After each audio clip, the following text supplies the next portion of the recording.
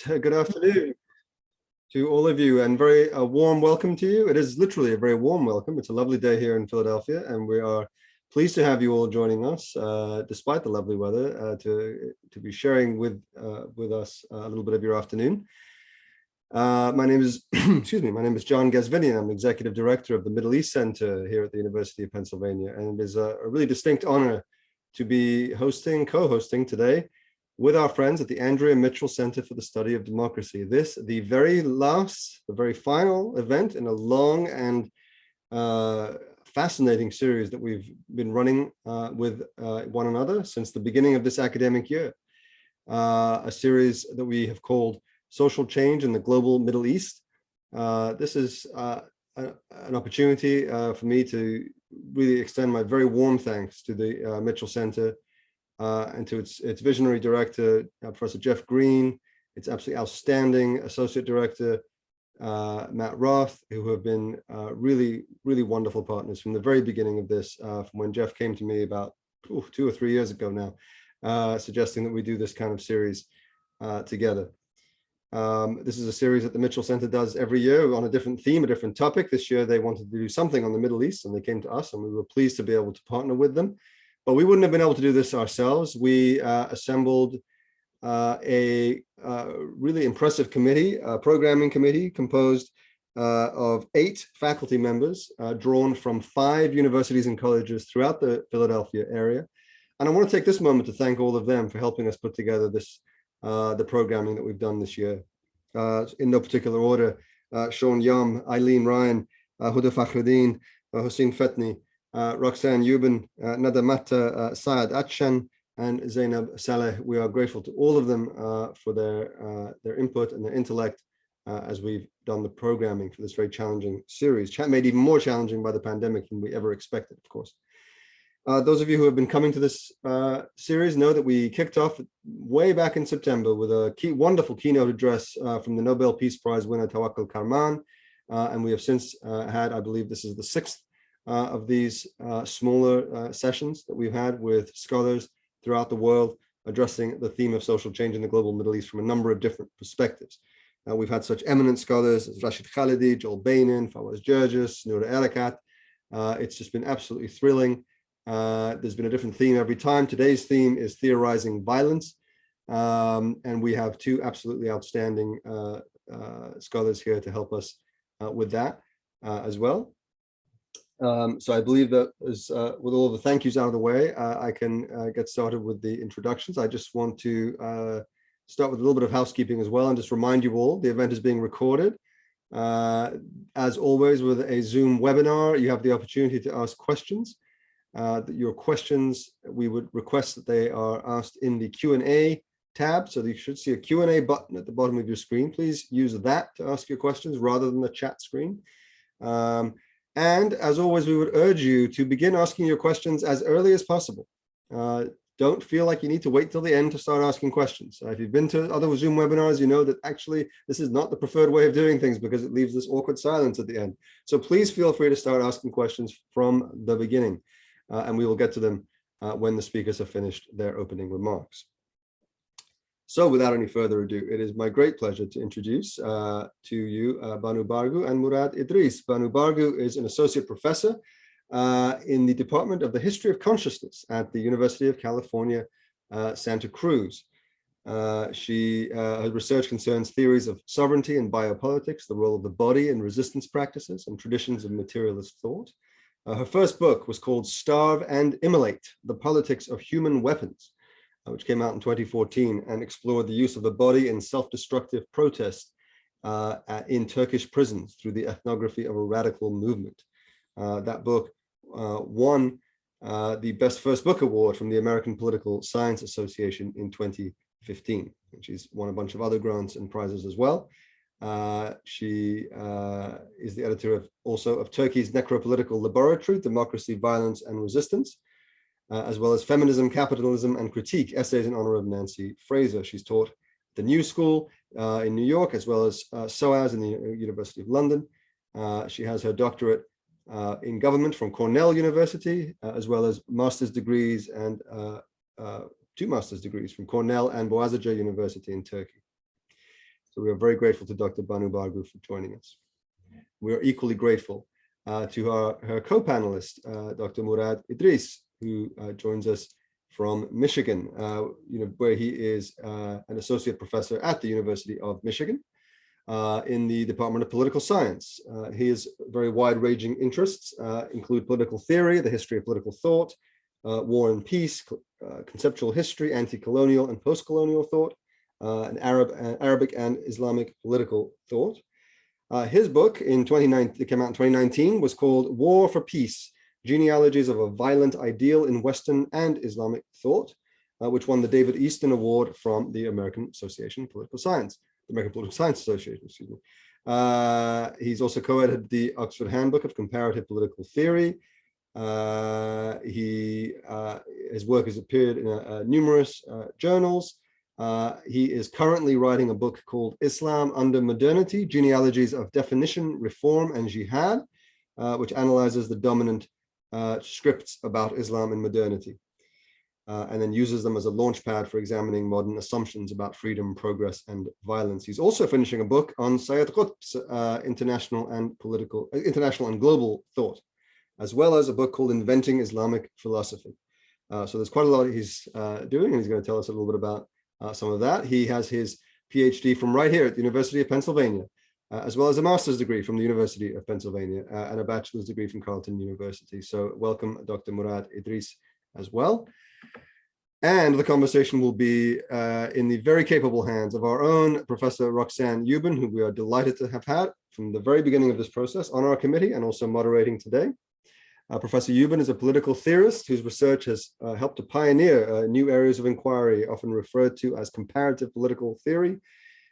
She's an expert in Muslim and Euro-American political thought. Her scholarship has addressed everything from Muslim cosmopolitanism to jihad, martyrdom, political action, gender and humiliation, shared perspectives on science and reason, visual and verbal rhetorics, and digital time. She is the author of Enemy in the Mirror, Islamic Fundamentalism and the Limits of Modern Rationalism, as well as Journeys to the Other Shore, Muslim and Western Travelers in Search of Knowledge, and Princeton Readings in Islamist Thought, Texts and Contexts from al-Banna to bin Laden, as well as many other studies that she's authored as well. So it is therefore my pleasure to hand this conversation over to our own Professor ROXANNE EUBEN. Thank you very much, John, for that kind introduction. And good afternoon to everybody. Thank you for coming to our panel discussion, Theorizing Political Violence in the Middle East. John did such a wonderful job with all the thank yous that I'll keep it very brief. Thanking Jeff Green, director of the Mitchell Center, but also Matt Roth, assistant director, who did a lot of hard work on this, and also express my gratitude for the hard work of John Ghazvinian, the executive director of the Middle East Center, and Ibrahim Bakri, the assistant director. So before turning to our speakers, I'd like to just take a couple of minutes to speak about the title of our event today and the terms that comprise it, because on the one hand, it's probably not at all clear what this word theorizing means, but on the other hand, I suspect we're all too familiar with what political violence in the Middle East means, or at least what we think it means. So let's be frank, something almost automatic happens the instant that politics, violence, and the Middle East appear in combination. It's like almost the flipping of a switch. I think these words together activate several specific images, figures, and phrases. They range from the suicide bomber to categories of jihadi savagery, primordial sectarian hatred, Arab authoritarian brutality, hypermasculine crimes of honor. It can go on. Now, there are very real acts of violence that these phrases and figures aim to describe. But what if we take a step back and momentarily regard these as scripts rather than as descriptions? In other words, what if we think about them as a constellation of assumptions and expectations that can refer to things in the world, but also sharply delimit what we're able to see, how and where? So given how powerful these scripts are, I think asking and taking these kinds of questions seriously can make possible a critical distance to the assumptions that constitute them. I also want to suggest that asking these kinds of questions, in other words, shifting from an understanding of these scripts as facts and more as constructions of the world, it's also a chance to get some critical purchase on the common wisdom about what violence itself is and does, whether in the Middle East or elsewhere. I mean, I don't know about you, but violence inevitably brings to mind physical injury, blood, death, and destruction.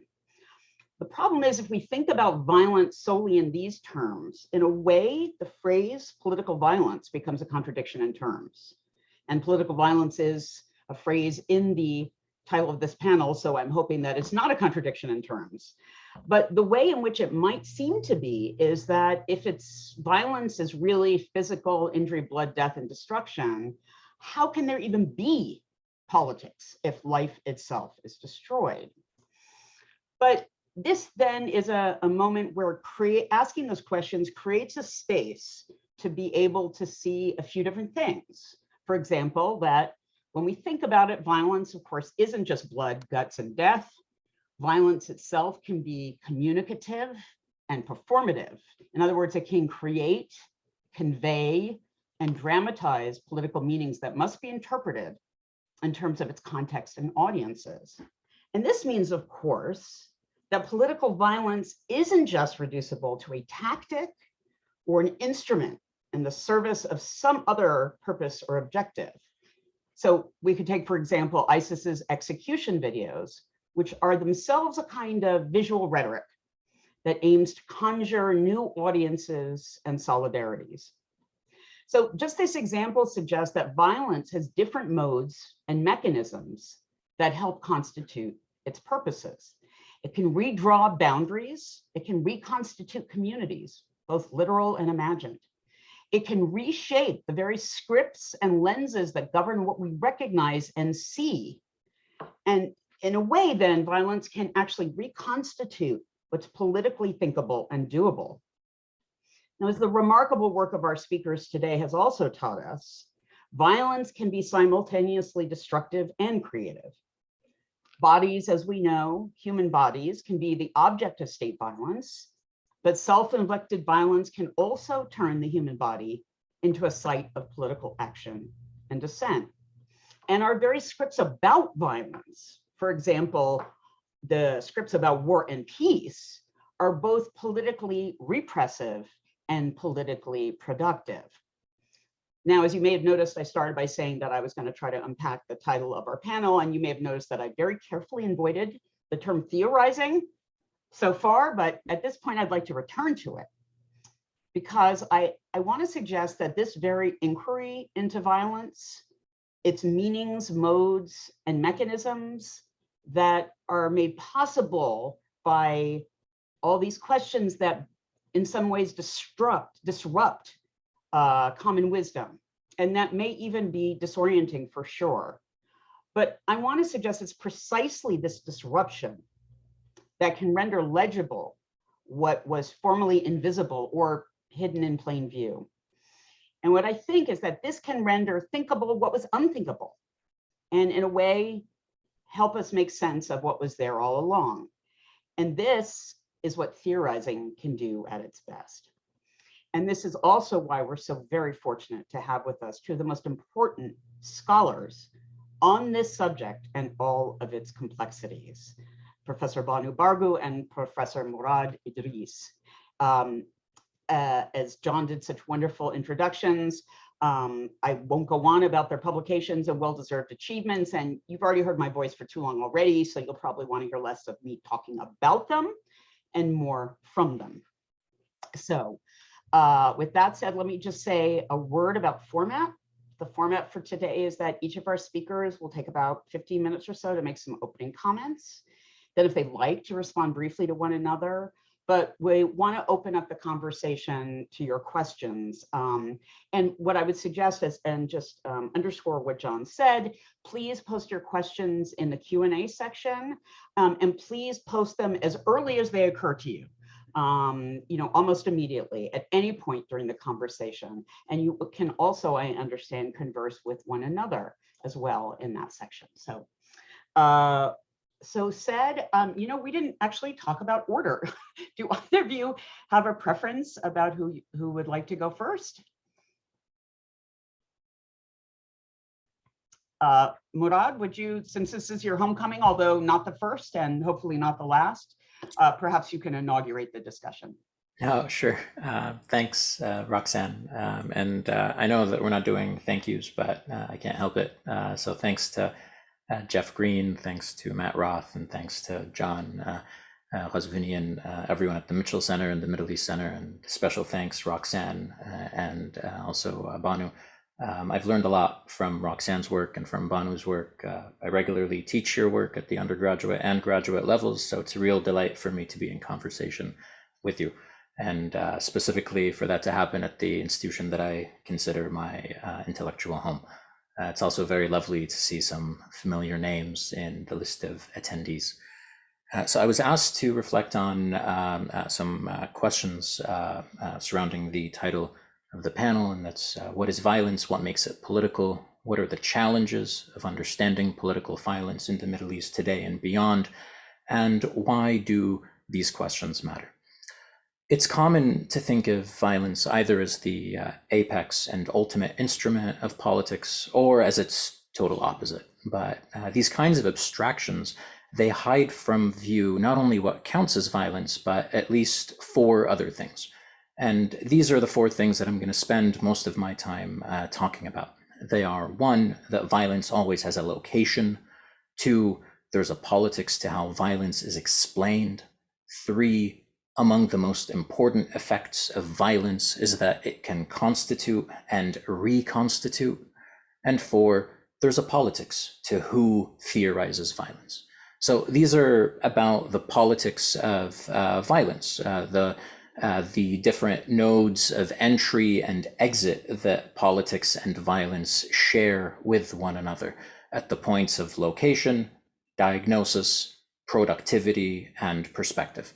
And all this is important because we continue to inhabit a world in which violence is not simply political and non-political. Instead, some violence is treated as beyond politics, right? Hyper-political, if not extra-political, while other violence is so routinized that its continuation has become politics as usual.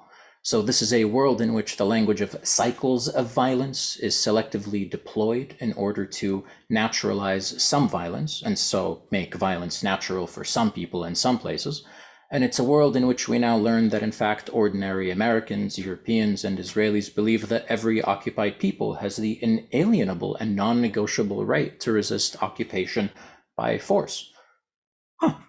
Anyway, first, violence is always located. So there's no free-floating violence. For example, in ordinary discourse, violence and the Middle East are certainly sutured together in the phrase violence in the Middle East. And the phrase has had a long generative and symptomatic life, one that is deeply enmeshed with the equally pernicious phrase, what I call its more evil twin, peace in the Middle East. Notice how both conceal the form of violence, how both hide from view the structure of violence, the agents of violence, the temporal horizons of violence. The first elides the politics by which something gets called violence rather than, for example, dispossession. The other elides the politics by which some get to repeatedly express the wish or desire or hope for peace, rather than, for example, reparations, resistance, or justice that is indeed far from peaceful. Meanwhile, nonviolent means of resistance are criticized for being hyper-violent, while the deepest forms of military violence are in the name of peace and humanity. So there is no free-floating violence in the Middle East, and there's a politics to the desire for peace in the Middle East. Second, alongside and behind any discussion of political violence, there's a politics to how violence is diagnosed, which includes how it's named, categorized, and explained. Is it sectarian, ideological, economic, territorial? What are the implications of classifying it as one thing as opposed to the other? Is capitalism an explicit part of a discussion diagnosing violence, or does it function as a background set of unquestioned or perhaps unacknowledged assumptions about what simply is and must be? Is colonialism part of the story, whether as an ongoing structure or as part of a longer genealogy of how that violence came to be? Or is it the eruption of allegedly pre-modern or religious violence? Who decides among these possibilities? And speaking of who decides, what's the relationship between how some violence is allegedly more targeted, limited, or humane to the scholars and bodies of knowledge that claim to study it, and who, at least in the case of some scholars interested in torture, drone warfare, and just war theory, provide ideological cover, if not consultation services, for the moral improvement of violence? Third, violence constitutes. It constitutes places, it constitutes subjects. Let me put this provocatively. There is no Middle East without violence, or maybe better yet, violence produces the Middle East because it's through violence that the Middle East is constituted as a place and a site of politics, both discursively and materially. The Middle East is intelligible as a space because it was and remains a theater for violence. It's only one theater or one mode of arranging, managing, and studying these spaces and their peoples. The dominance of the Middle East as the default mode eclipses other competing ways of thinking about those lands and their place in relation to other spaces. And these point toward different political projects, different horizons of possibility, ranging from iterations of the global South to the Muslim world, to Afro-Asian worlds, to anti-colonial solidarity. And each of these terms locates and diagnoses violence differently from the Middle East, whether it's in foregrounding colonialism, capitalism, racialization, or drawing on other constellations of shared history or resistance. Fourth, there is a politics to who theorizes violence. Humanists and social scientists, we often use a set of theorists of violence whose status depends on the assumption that their writings speak to problems and experiences of universal concern. These include Carl Schmitt, Max Weber, Hannah Arendt, Foucault, Hobbes, and also Fanon, Du Bois, Gandhi, King, among a few others. While some theorizations are in this way taken to be reflective of the human condition or reflections on the contemporary moment, others can only register as local observations, as culturally or ideologically specific. They can't speak beyond that particular moment. This is the political discursive structure that conjures the Arab, the Muslim, the Middle Easterner onto the stage, whether as a primary source or as a subject matter expert, in order to speak about jihad, or why some violence is bad because too cultural and religious and needs to be stopped with good humanitarian violence, from drone strikes and smart bombs to walls, sanctions, and blockades. In this contemporary choreography of critique, some thinkers, and here I'm including both dead thinkers and living thinkers, are authorized to theorize some topics, but not others. And when someone theorizes a topic for which they do not have disciplinary permission, their critiques, and the bodies of knowledge that they're intervening in, and the forms of violence that they discuss, they're disciplinarily illegible, if not prima facie invalid. So let me illustrate all of this very briefly with the example of Sayyid Qutb, about whom I'm presently writing a very short book, and who comes close to articulating many of these points.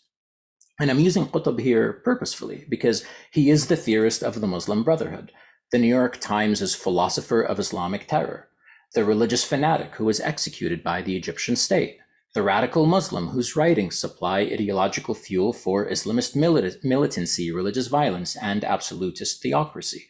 Qutb is important for me here diagnostically because of his status both in popular political discourse and in our disciplines.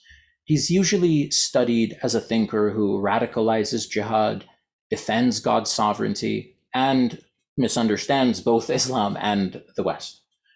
In 1951, 3 years before his imprisonment by the Egyptian state, and just after he returned from studying in the United States, Qutb's writings theorize violence along parameters that are radically different from all this. He pens a peace plan in which an anti-colonial Muslim federation or bloc polices the globe against injustice. He traces the genealogies of seemingly secular colonial dispossession to the Crusades. He argues that colonial violence is at once concealed and authorized by the rhetoric of freedom. He theorizes the war industry in the United States, racial structures and hierarchies of violence, caricatures of Islam and its place in or outside modernity, Orientalism and Orientalist justifications of violence that simultaneously aim, he says, to neutralize resistance and transform the consciousness of the colonized, and authoritarian violence that simultaneously facilitates and is enabled by colonial capitalism and dependency. In all this, violence always has agents, geographies, genealogies, and a site.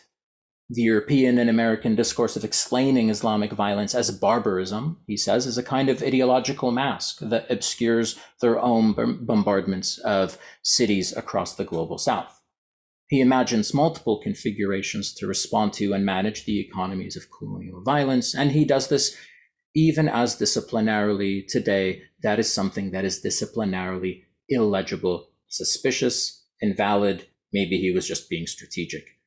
Despite all these arguments and trajectories, Qutb's place in the theorization of violence continues to be circumscribed because he's the ideologue of jihad. In fact, most of these points are entirely absent from the popular and much of the scholarly discussions about Qutb. They're also absent from most of the popular and scholarly conversations about violence. This is not to say that Qutb is right, of course. Like other thinkers, he's wrong about a great many things. And I want to just point out that I have to say this. I must say this. I am compelled to immediately qualify, disavow, and distance myself, lest my waiting time for a 3-month visa continue to extend itself indefinitely, which itself, I think, is evidence of many of these structures. And yet, it is precisely because of how entire domains of violence are rendered invisible or illegible that it is politically urgent to ask these prior questions about 1, the location, 2, the diagnosis, 3, the productivity, and 4, the theorization of political violence. I'll stop there, and I look forward to our conversation. Wonderful, Professor Idris. Very, very interesting. So I'll turn the discussion over to Professor Bargu. Thank you, Roxanne. Thank you for the Andrea Mitchell Center and the Middle East Center for putting this together. Jeff and Matt and John for the generous introduction. And I must say that I'm really, really excited to be in conversation with Roxanne and Murad, who have been sources of ongoing inspiration for my work and central interlocutors. So I'm really pleased to be here. I want to begin my reflections on violence today from the ground up, as it were, by recalling Mohamed Bouazizi, the 26-year-old itinerant fruit vendor whose self-immolation triggered the mass protests and popular uprising in Tunisia, which swept away the recalcitrant authoritarian regime of Ben Ali, now over a decade ago. Bouazizi, it will be remembered, set himself ablaze in front of the government building in the city of Sidi Bouzid on December 17, 2010. After an encounter with the local officials in which his fruit cart, along with the fruits and electronics scale, worth several months of his income, were confiscated. The officials attempted to extract money from him, either for a legal permit or simply as a bribe for letting him keep his spot on the street. In the altercation, he was also allegedly slapped by Faida Hamdi, the female official in charge, and insulted and beaten by her colleagues. Having lost all of his means to make a living and been physically harassed and humiliated, Bouazizi went to the municipality and then the governor's office to explain his situation and ask for redress. After being refused time with higher officials, Bouazizi then got some gasoline from a nearby station and doused himself in protest, not long after the original altercation. While he remained hospitalized for severe burns for the last 2 weeks of his life, the local uprising instigated by the news of his self-immolation had already gripped the whole country, making it impossible for Ben Ali's visit to his bedside to bring the situation back under control. The heavy crackdown of the security forces on the protesters and the news of Bouazizi's death on January 4, 2011 became further catalysts for the mobilization of the Tunisian people, whose protests eventually toppled the 23-year-long authoritarian regime. At the time Ben Ali fled the country, protests had already spilled to Egypt, and their reverberations soon reached Libya, Morocco, Yemen, Bahrain, Jordan, Syria, and Turkey. Many commentators have speculated about Bouazizi's experience, why he acted the way he did. Perhaps it was his wounded male pride due to the slap from the female official. Perhaps it was anger, perhaps desperation that pushed him over the edge. Though we do not know much about how Bouazizi experienced the conditions that threw him into crisis and pushed Bouazizi to bring his life to an excruciatingly painful and protracted end by fire, most commentators agree that his act was largely spontaneous, developing in response to his encounter with corrupt local officials, and done without much forethought, planning, or contemplation. His act was therefore seen as following from psychological trauma of violence, humiliation, and despair, a function of his quote unquote suicidal predisposition. The medicalizing, psychologizing explanations rendered his act curiously apolitical, even anti-political. In being framed as an individual who's not psychologically fit, unable to handle problems, or who does not value his life, who is irrational or excessively emotional, depressed, and despairing, Bouazizi was not unique. In fact, as Margaret Batson notes, and I quote, "For much of the 20th and on into the 21st century, thinking about suicide in the West has been normatively monolithic.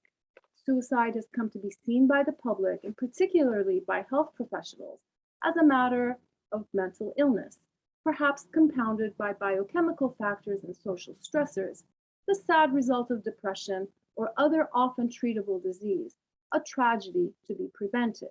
End of quote. Claiming that the medicalizing approach has attained the status of a regime of truth, Ian Marsh has shown how it has not only thoroughly depoliticized acts of voluntary death, but also foreclosed alternative ways of studying and explaining them. However, the sheer prevalence of self-inflicted death begs for a critical questioning.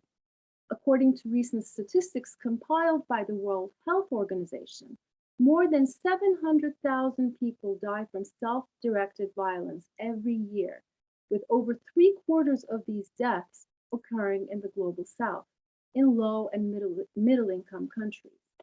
This means that approximately one person dies every 40 seconds from self-directed violence.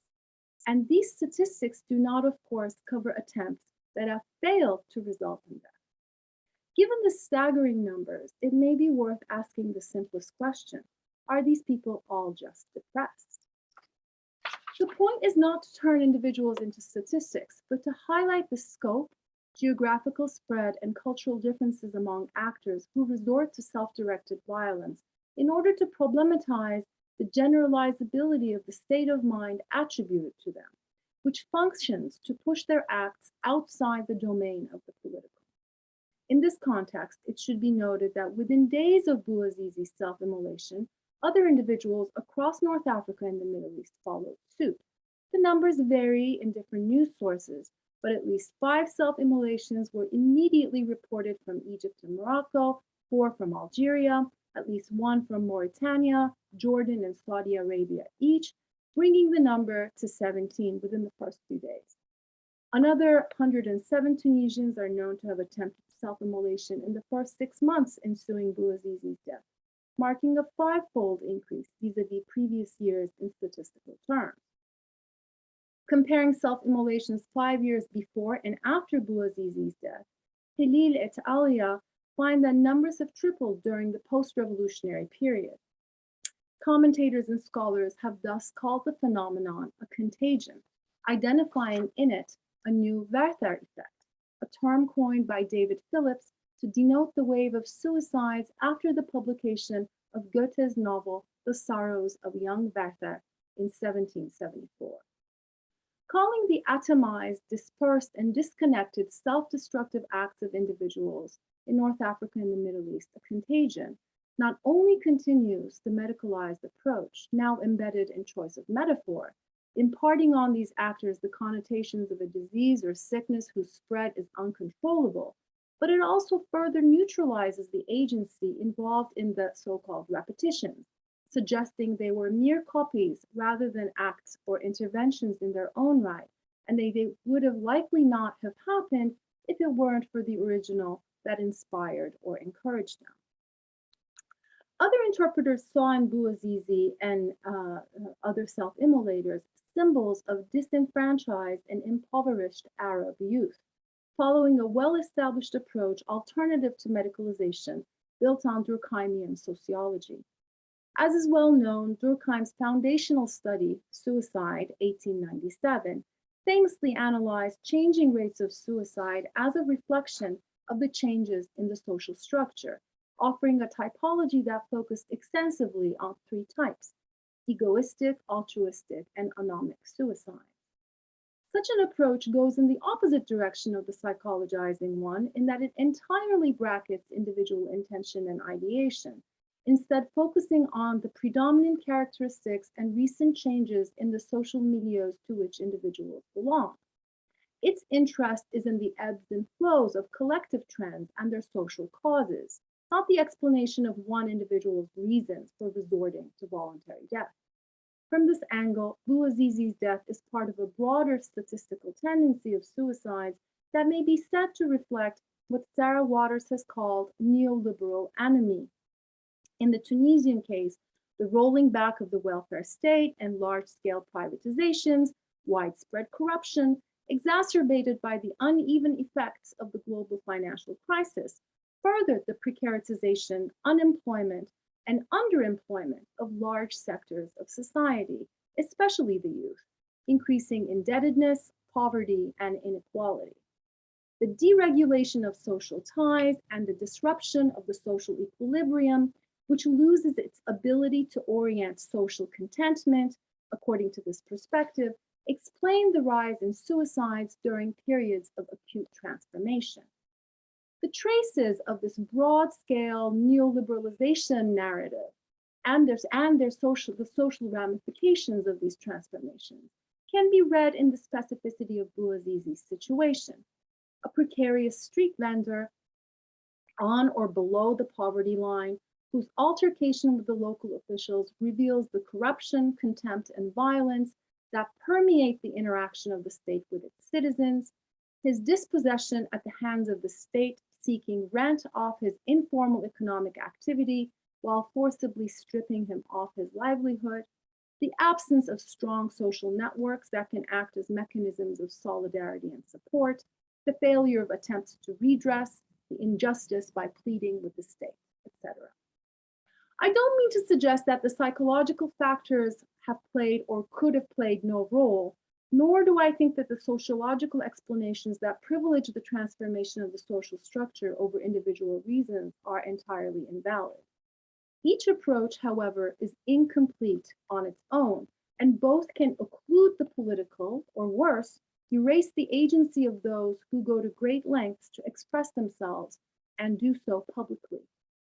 More to the point would be an approach that attends to the complex interaction of individuals with social and structural conditions, that takes into consideration their differential positioning in the social hierarchy, the inherited force of historical processes of colonial dispossession, racism, and precaritization, manifesting as structural and symbolic violence, and the local traditions and modalities of struggle, solidarity, and social organizing.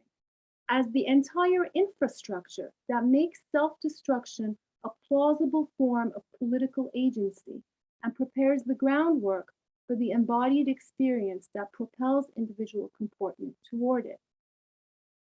Perhaps just such an approach was intuitively expressed by the Tunisian masses.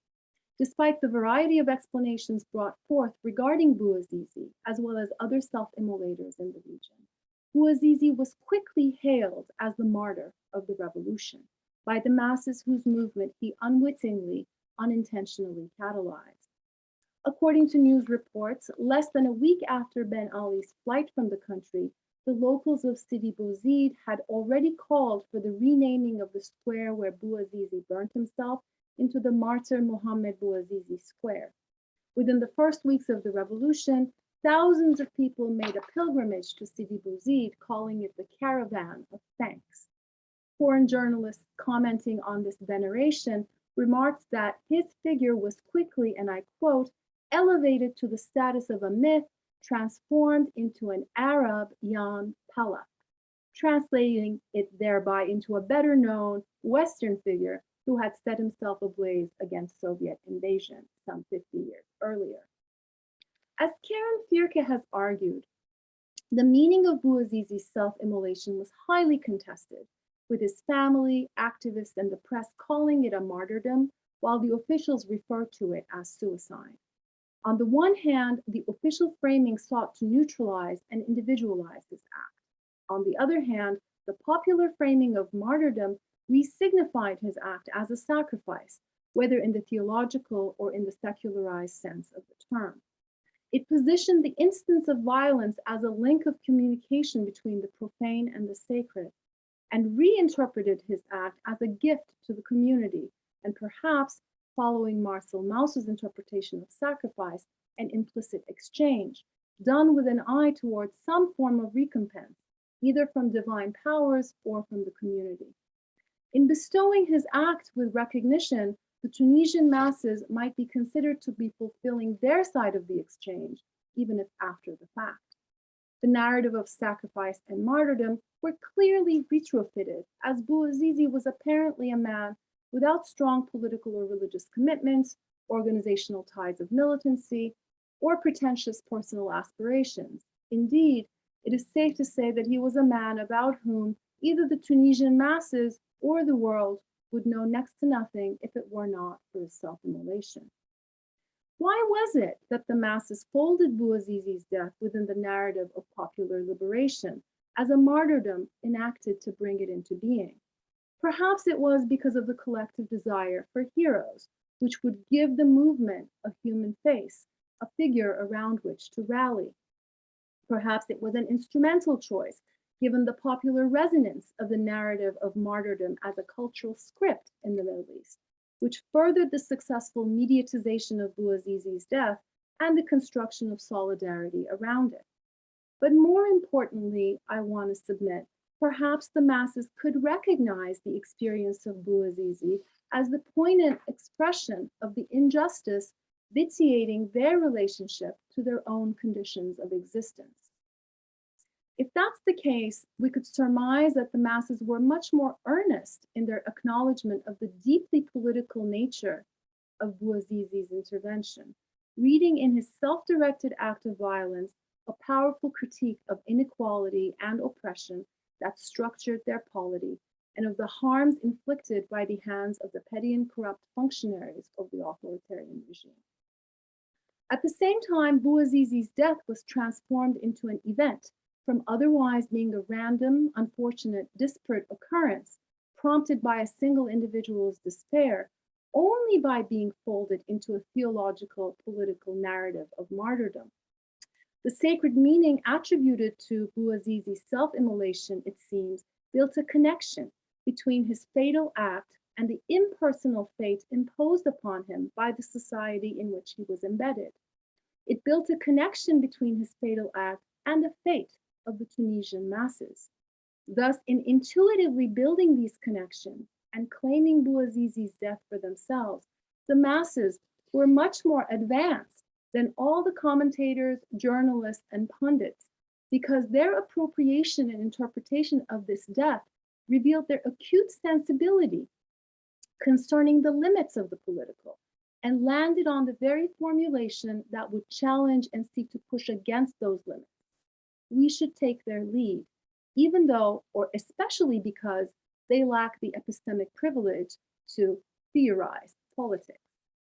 Before closing, I want to suggest that while Bouazizi may be singular in the immense political ramifications that his act has had, he is in fact one among many in a long line of kindred performances: self-immolations of the urban poor in Egypt and Morocco, suicides and mass suicide threats of Foxconn workers in China, workers in France's telecom, pensioners in Greece, those evicted from their homes in Spain, farmers in South Korea and India, the self-immolations of young women in Iraqi Kurdistan, Iran, Afghanistan, and Tajikistan, self-starvation of Turkish and Kurdish prisoners in Turkey's prisons, of Palestinian prisoners in Israeli prisons, Black and brown prisoners in California prisons, migrants and asylum seekers in Calais, the refugee camp otherwise known as the jungle, in detention centers and border zones of Turkey, Greece, and Italy, Australia's offshore island camps in Papua New Guinea, among countless others. These performances all threaten or perform violence on the actors' own bodies by way of self-starvation, self-immolation, and other forms of self-inflicted injury, including the sewing of one's lips and eyelids, the drinking of detergent, the injection of cleaning products into one's own veins, the cutting of flesh, and the list goes on.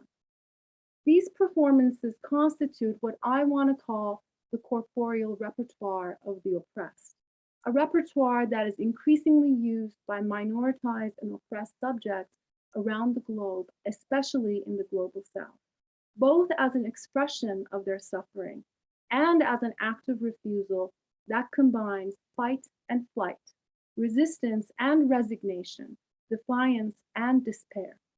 Bouazizi is one among many that point us to this emergent repertoire, and he holds up a magnifying lens that makes visible the countless, capillary, everyday experiences of physical, social, structural, and indignifying forms of violence. These forms of violence coalesce into the very infrastructure that has given rise to this repertoire and enabled it to achieve the prevalence that it commands.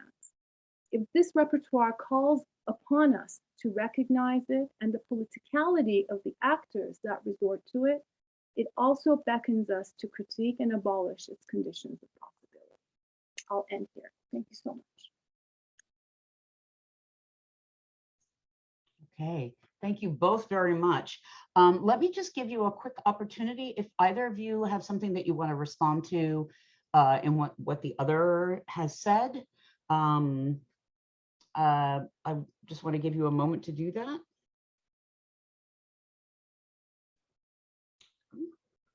Okay, so we have several different questions. I wonder if I might take the privilege of starting by asking Banu a question which returns to Bouazizi and the supposed slap heard around the world, or the slap that started a revolution. And I'm struck by that because interviews with Hamdi herself, she's very explicit that as a Muslim woman, she couldn't possibly have engaged in such violence. And in the same interview conducted by an Egyptian journalist who seems incapable of hearing her or unwilling to hear her, because in some sense, her violence is very intrinsic to the construction of Bouazizi's humiliation that warrants the martyrdom. But she kind of drops out of the picture a bit. And I'm interested in that same interview, it's Bouazizi's mother is absolutely adamant that she engaged in the slap. And it's this highly gendered and complicated cross-cutting discourse that I wondered if we might bring her back into your narrative to think about the way in which that was constituted. It wasn't just enough that he was humiliated because she told him to leave this area. She was enforcing a law, but it wasn't just enough that he was humiliated by an official, but it was a woman official who exercised authority over him, and it was supposedly a slap. And the commitment to that narrative that she must have done that, and that humiliation is in some sense masculinized in that way, and that undergirds the motive for martyrdom. I'm just curious, what would happen if you centered her script and the script around her in that narrative that you've just generated? What would that look like? Thank you, Roxanne. That's an excellent question. I mean, so there's been a lot of speculation as to, you know, the actual series of events that kind of led up to Bouazizi's self-immolation. And, you know, not having been on the ground, I'm not in a position to adjudicate the truth claims of these narratives. But I think you point out something really crucial. Whether or not the slap from the female official is true or not, it serves a kind of symbolic purpose in emphasizing the exacerbation of the humiliation by introducing into the scene a gender dynamic. So it's not just a slap from any official, it's a slap from a female that really sort of nails in or hammers in the last nail of the coffin, let's say. It's a tasteless expression maybe in this context, but the narrative itself and the way it kind of got built into this story surely builds on certain cultural sensibilities and expectations and gender norms of behavior, and what is considered acceptable violence and what is not considered acceptable violence, or what exacerbates the humiliation embedded in that act of slapping. You know, it's hard to speculate whether Bouazizi would have done what he did with or without that. But I think, you know, even if one were to sort of rewrite the narrative, either completely erasing the role of the female official or the other way around, the point for me that's really important is that Bouazizi's story is simply a reflection of the multiplicity of forms of violence at work. You know, that becomes the one that maybe is most mediatized because it gives this you know, gender story, and it appeals instantaneously to certain sensibilities. But what is at work there is really an intersection, interlocking of so many forms of violence: the physical violence of the beating up, the economic violence of the confiscation, the structural violence of the precarity of his position, and you know, the lack of expectations regarding his future. So many forms of violence intersect, and it's interesting that we focus on the one that's most sort of mediatized, and that was definitely the slap, and in a sense that physical and you know, humiliating violence also functions as a way to occlude all these other forms of violence that were at work in his act, or that created the infrastructure of his act. So I don't know if that answers your question, but no, I'm not sure there is an answer. Just hearing you think it through is really fascinating. So a while back, Professor Ian Lustig, and I'm not sure if this is directed to Murad or to both of you, but he's asking, what is the difference specifically between violent and non-violent behavior, or between a violent and non-violent event?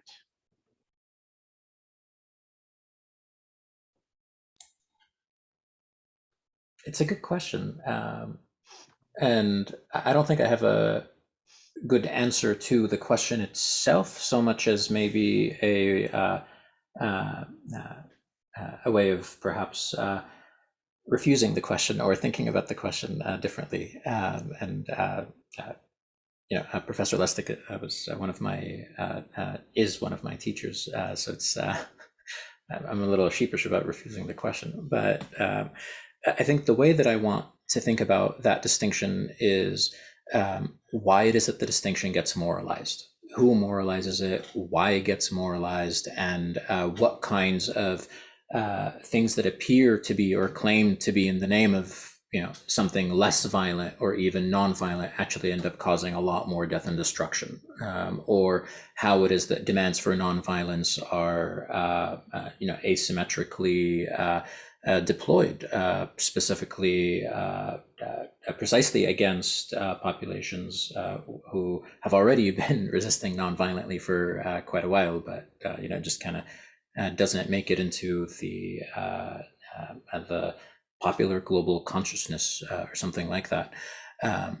So I think maybe the way I would want to respond to that is that if the relationship between politics and violence is a kind of train with multiple stops, that very first stop includes whoever is deciding that this does go on the violence train and gets called something.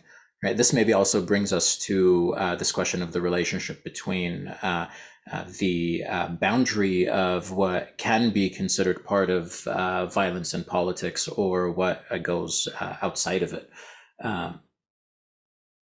I tend to be skeptical of all attempts to say, no, let's exclude this from consideration. So precisely in that way, I think we need to be critical of all attempts to say that something is or is not political, especially when there's a claim to something being violent or not being violent entailed. So I guess what I mean is there's a level of discourse that always attends these things, and I don't know that we can put that constitutive noise aside. I think it's a fundamental part of it. Though this is also something that Banu has written about extensively, so I should be quiet and let her. No, don't be quiet. But I do want to say one thing. I think that what is called violent or non-violent is really contextually specific and historically specific. And I think maybe the boundary between violence and non-violence that has become more reified in our present, to like go back to a time when the definitions were maybe less fixed.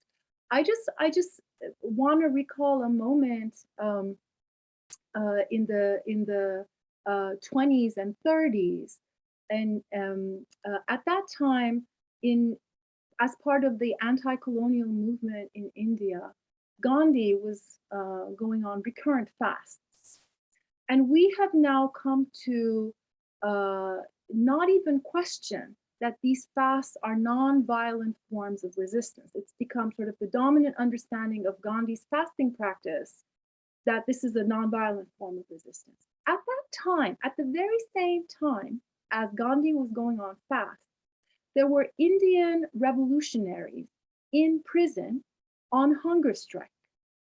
And Gandhi himself condemned those Indian revolutionaries on hunger strike as violent.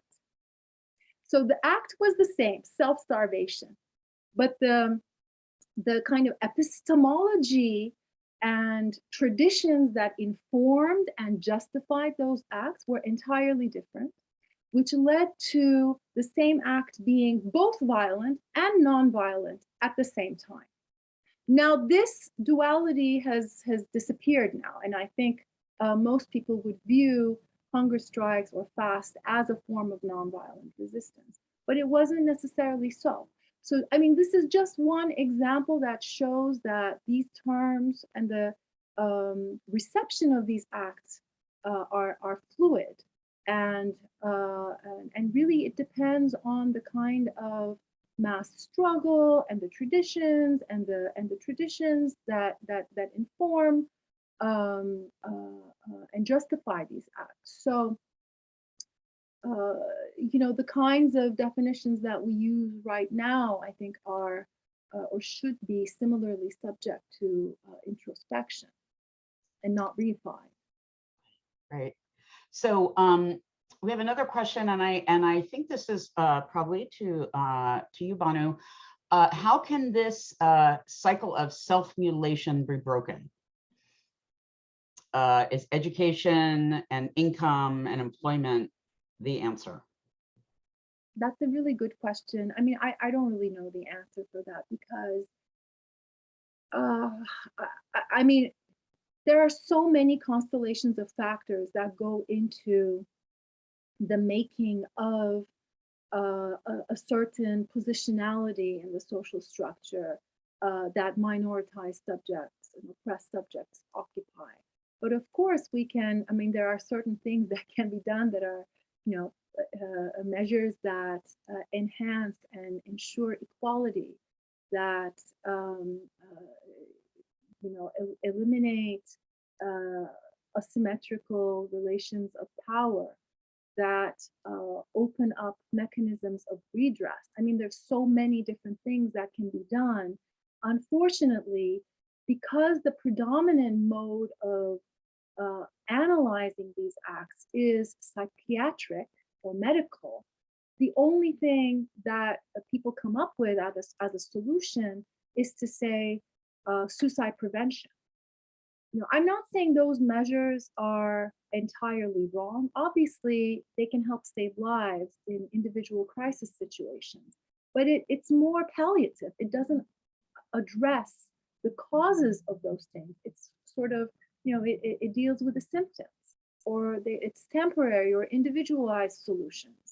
So, I mean, interestingly, for example, when Chinese workers in Foxconn factories threatened or actually committed acts of suicide, they threw themselves from the top of the factory buildings, and leading to deaths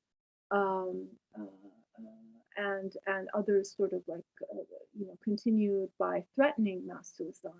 What the company did was install safety suicide nets, safety nets. So if they fell, they would be held by the nets and would not lose their lives. And they set up like a suicide hotline.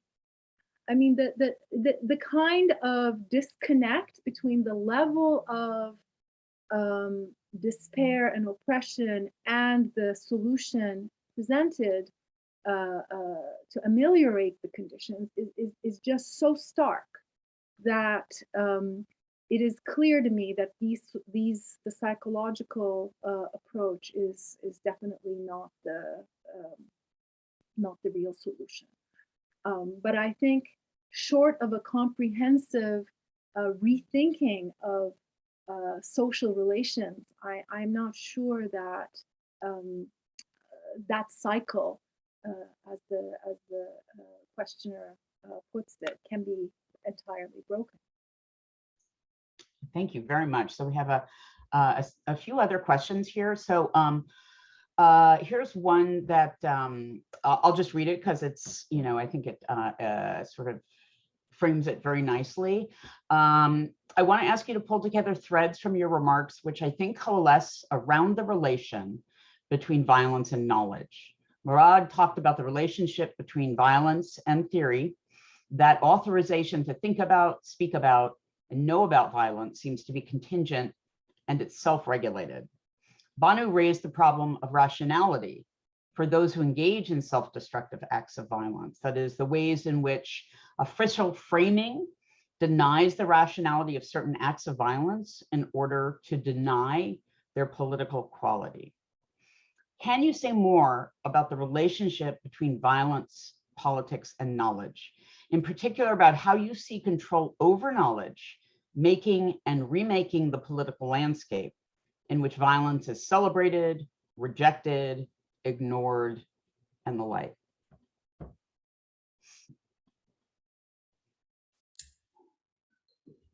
Maybe I'll just start with one quick comment in response to it.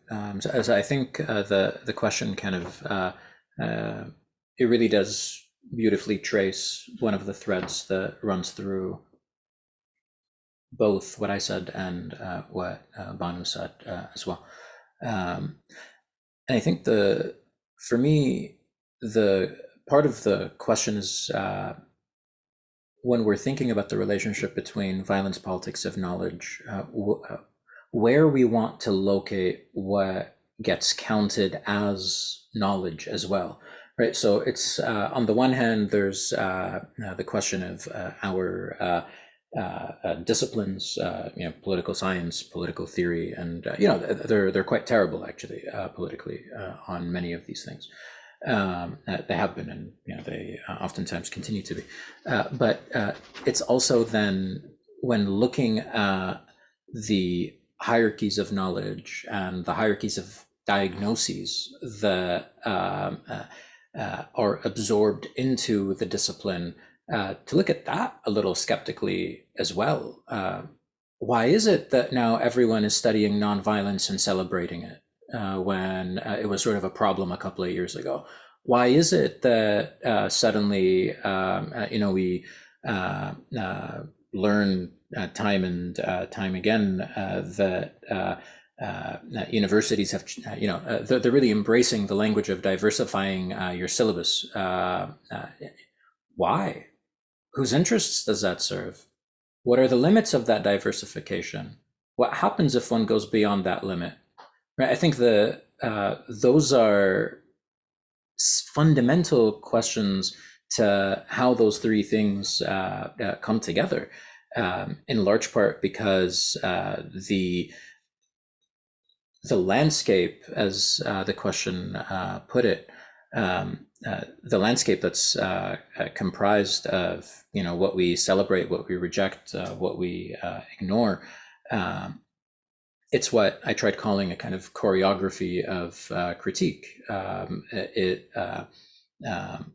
This is where I think the only thing perhaps that we can do is something that Banu asked us to do a couple of minutes ago, which is just kind of sit with the terms a little bit, a little more introspection, but also skepticism towards them.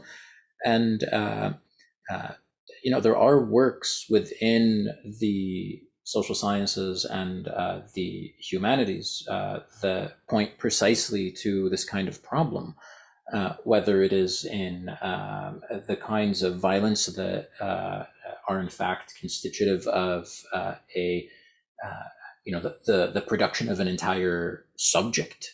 So here I'm thinking of Hagar Katef's The Colonizing Self, or work like Eyal Weizman's that really does try to look very critically and skeptically at what the experts of violence are prescribing when it comes to just a little dose, just a little bit, and then how those idioms of humanization actually use knowledge and this question of moralizing as cover in order to simultaneously kill, but then also dehumanize in the name of humanizing at the same time.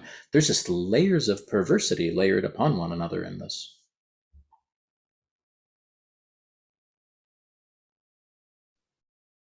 Just to add to that, I mean, Murad has already so elegantly emphasized the point about who gets to produce knowledge about violence, who gets to name the phenomenon as violent or non-violent, or the kind of violence at work.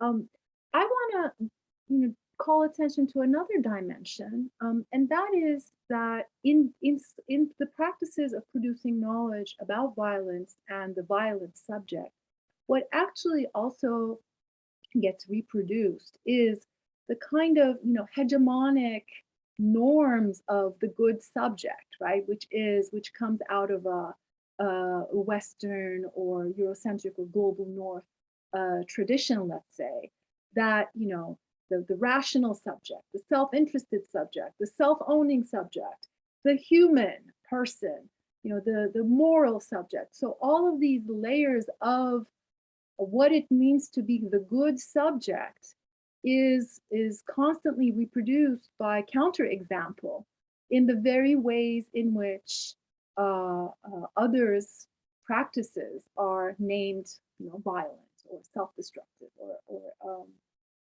this, that, the other. So I think that's another dimension of the production of a kind of hegemony, if you want, that is a consequence, not the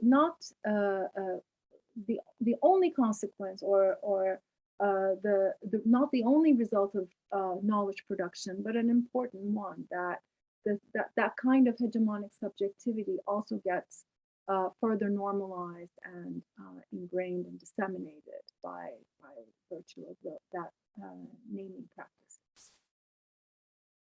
One of the I'm going to turn to another question we have, but one of the very interesting things about a couple of these questions is that while both of you are sort of insisting upon a kind of skepticism, specificity, insisting on how power operates and who authorizes and what kind of violence, there's also a pushback here in sort of saying, okay, so what is it? So what is violence? And how do you stop the kinds that aren't good?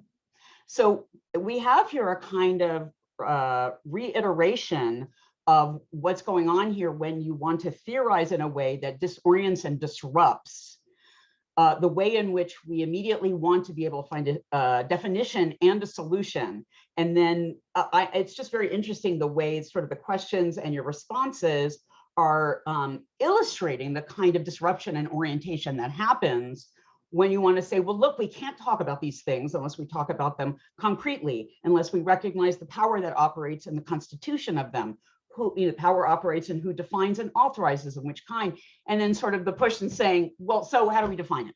How do we solve it? It's just, it's very interesting. I digress because I want to go to the next question, which is, the overall question is, who gets to decide when violence is necessary? So, and then the elaboration is, if one of the dominant scripts is that, say, violence is justified in pursuit of justice, this then displaces the problem of definition from violence to justice, and who defines that? So I think, so I pose that, I think, to maybe both of you, which I think this question is posed to both of you.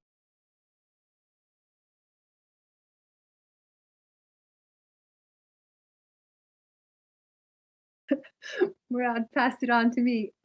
This is $1 million question. I mean, what is justice? I think we have thousands of years of reflection on that without any definitive answer, and I cannot attempt to really provide one to anybody's satisfaction. But I do think that even though justice is notoriously difficult to define, I think injustice is pretty easy to spot.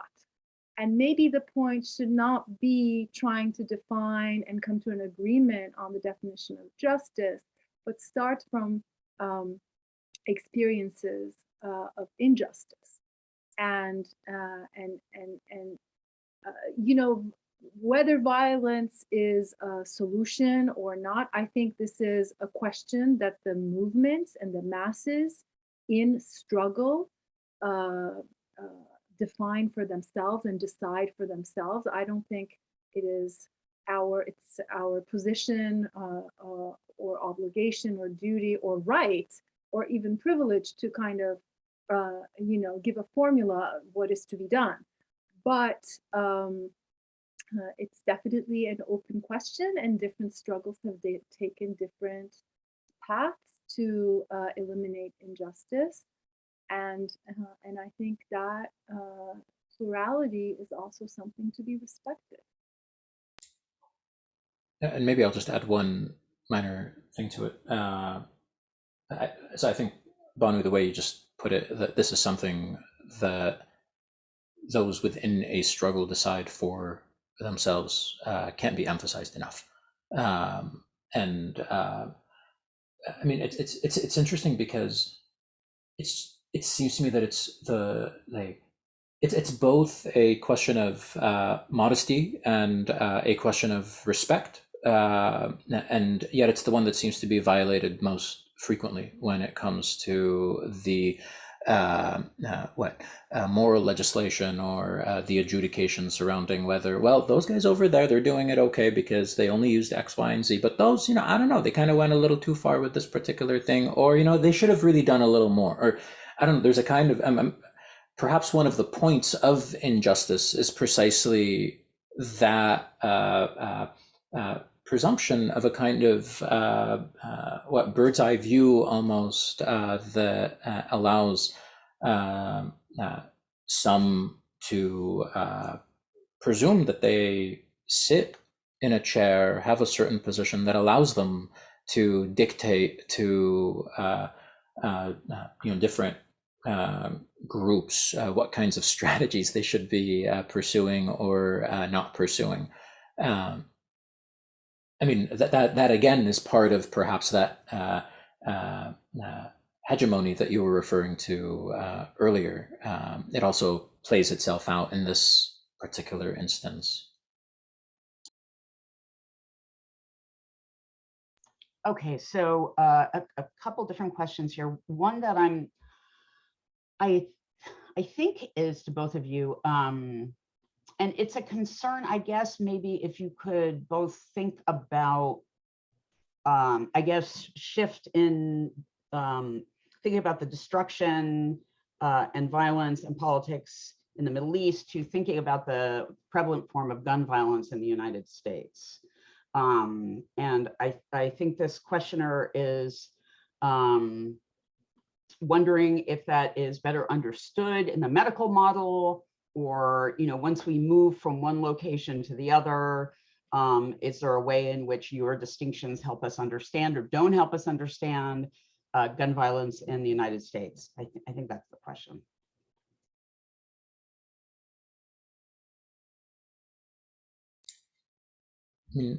Maybe one very small thing that I can say about it. I'm not an expert on the topic, but the one thing that I want to say about it is there is something very strange about how a very vividly political matter is so often treated as something that needs to be individuated, and as though all the different instances, as though they have no relationship to structures, institutions, histories, education, policing, I don't know, like the list can sort of go on. And each of these, I would emphasize, intersects with questions of politics and violence crucially. So, I mean, is there a, my mind is going to a lot of the reports about just the sheer number of suicides in Gaza in particular, and that's another kind of case where if you listen to some people, they want to say, oh, that doesn't really, there's a kind of mental health crisis, and it's like there's a politics to how situations are brought into being and how they are reinforced. And to me, at least, this is where thinking about the US is at its best when we think about the US outside of its sort of exceptionalist bubble, where people do think transnationally or comparatively or in conjunction with other spaces, other constellations of violence, knowledge, and politics, because that's where a lot of the connections, I think, really become both visible and also quite terrible. I might just follow up and pick up on one of the things you said in response to this question, and about sort of gun violence in the United States. So it's always important, as I think Banu has told us, that we need to specify what we're talking about, because gun violence can be of any kind. So one of the things that's interesting, and I think it picks up on some of the threads that you've been talking about in the earlier question, is let's think about mass shootings in the United States. And one of the things that's really I see as really common across these different environments is the immediate move to a kind of pathologizing and an individuation. So I've always been really interested in the fact that these mass shootings, you will hear about them, and sometimes you will never hear what the gender is. And the fact is that the patterns disclose certain kinds of commonalities. So gender drops out of it, and it's just an individual who's disturbed. And in the case of, for example, when it's white supremacist violence, it also becomes an individual bad apple, disturbed person. It's not located within a broader structure and a broader ideology of white supremacism. So again, there's this immediate move to an understanding these people as individuals, as pathologized or as disturbed, and all these larger structures where you would have to think about gender, where you would have to think about neoliberalism, where you would have to think about white supremacism, that somehow drops out. And then in other cases, immediately, these things are located in broader structures. So that's why terrorism gets immediately invoked when some people are engaging in violence, but not in others. But I don't want to talk too much, which I've already done already. Let me now turn to another question, which I think is a question for Murad, which is to ask you to reflect a little bit on the rhetoric of war and peace in Ukraine, for example, in the last 2 months, and how that might fit in with some of your opening remarks. Sure. So, I mean, I think the first thing I should say is nothing that I'm going to say about this is original. And others have made precisely some of the things, or made some of the points that I want to make, but much more eloquently and much more perhaps directly.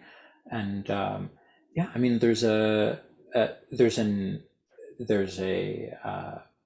I just got my visa, so I think I can say something. I mean, there's a politics to the support that some people who are occupied immediately seem to get, and those who have been occupied, do not. The part of it, I think, has to do with, let's think with Sayyid Qutb for a second, because although he's wrong about everything, he's actually really quite interesting to think with. So according to Sayyid Qutb, at least in 1951, in this one text where he points out that, hey, look, whenever you have any kind of rebellion or uprising or something of the sort happening in the worlds of color, he says, you immediately end up with a certain kind of language that has to do with fanaticism. Meanwhile, when you have something happening in the enemy's backyard, then immediately the free world champions it as something that's on the way to freedom. So this kind of dissonance, hypocrisy, refusal to think about the connections across these kinds of contexts has an old history, and that history is inextricably tied to colonialism. It's inextricably tied to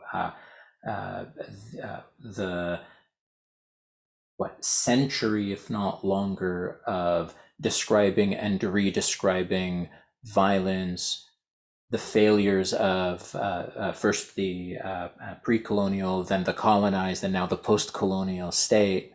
And it has to do with the attempt to render some forms of violence invisible. I mean, at the end of the day, I think that's part of what's at stake. It's that point that I started out with in the beginning about making violence routine, making it natural, making that simply the lived environment for some people and some groups. And then when we see it elsewhere, or when some see it elsewhere, but that's not where it goes. Right? I think that's part of what's at stake in this. Banu actually has an excellent piece that touches on a lot of this. It's called Human Shields, and it came out in Contemporary Political Theory in 2015, 13? I don't know. But it captures a lot of these precise dynamics that have to do with why it is that the valuation, not only of lives, but also of violence, functions differently, differentially across the globe, depending on who's being targeted and depending on who's watching and who's not watching. These are the questions we have to go back to. Thanks so much. So this this final question is directed to Banu. This person is just wondering if you might think aloud about how you'd make sense of the rising support, for example, for medically assisted suicide. Does this suggest maybe that the medicalization of suicide is more complicated than we think? Is there a politics here that is or isn't connected to self-immolation?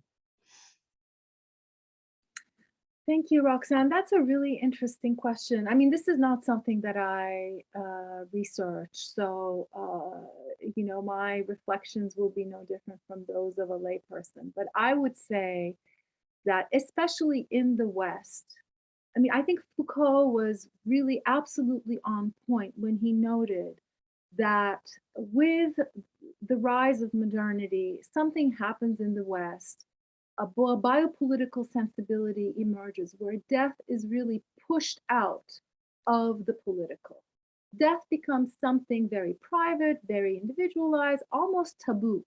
And so this question really, you know, comes to the fore now when you know, in discussions of assisted suicide, like, why can't this be discussed? Why can't this be a matter of either individual choice but there is a way in which the state has regulated, you know, what is natural death or what is political death, which is at the hands of the state. So when one person wants to take that right of life and death into their own hands, it becomes an incredibly politicized issue that is, you know, extremely polarizing in terms of the debate. So I think the point here is that questions of life and death are very political questions, and they seem to be settled once and for all, but that's really not the case. And you see challenges coming from many different directions, whether through like the self-destructive forms of violence that I was talking about, or questions of you know, assisted death, or abortion, or I mean, there are the capital punishment. I mean, there are so many different ways in which, you know, there are inroads to this unquestionable question that I think needs an acknowledgement that, you know, its contours have been settled in ways that are not necessarily shared. And that monopoly needs to be, I think, made more visible and discussed. Wonderful. Thank you both for a great discussion. As always, I learned so much from both of you. And I learned a lot from the questions and your responses. So thank you so much for being with us at this concluding event. And thank you all for attending and for your questions. And have a wonderful evening. Thank you, Roxanne. Thanks so much for everything. Yeah, thank you, Roxanne. And Banu, always delightful to be in conversation with you. I just want to thank you all as well on behalf of the Middle East Center and the Andrew Mitchell Center as well. Thank you for attending.